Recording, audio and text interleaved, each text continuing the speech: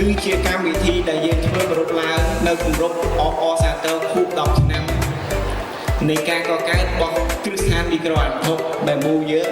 ហើយក៏ជាពិធីមួយនៃការរំលឹកនឹកគុណដល់ស្ថាបនិករបស់យើងក្នុងការបង្កើតឲ្យមានបែមូឲ្យមានការអភិវឌ្ឍរហូតដល់បច្ចុប្បន្ននេះឲ្យយើងមាននៅក្នុងថ្ងៃនេះដែលក្រុមហ៊ុនមានអាយុកាល10ឆ្នាំមកហើយយើងមាននៅថ្ងៃនេះក៏ដោយសារបងប្អូនទាំងអស់គ្នាបានចូលរួមយ៉ាងសស្រាក់សស្រាំបានបង្កើតនូវលទ្ធផលប្រកបដោយជាទីបបចិត្ត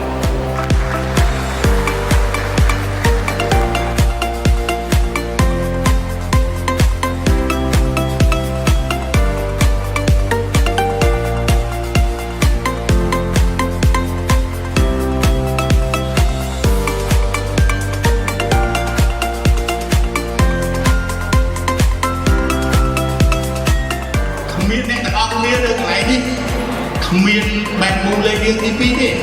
បាទហើយបើគ្មានមនុស្សប៉ុណ្ណេះ5ដងឬក៏10ដងក៏គ្មានបែបមូលលេខ1ដែរមិនមែនកសាងចំនួនមនុស្សទេកសាងទីភាពមនុស្សអញ្ចឹងយើងកុំបារម្ភថាថ្ងៃក្រោយកូនចៅរបស់យើងនឹងបានប្រាក់ខែច្រើនជាងយើង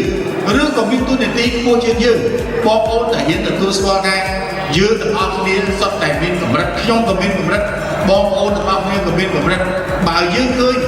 អ្នកដែលនៅជាមួយយើងរីកដុតដាយើងត្រូវបើកផ្លូវឲ្យគាត់ឈ្មោះទៅមុខព្រោះគាត់តែទៅមុខទៅហើយតែគាត់អាចជួយយើងវិញបានថ្ងៃក្រោយ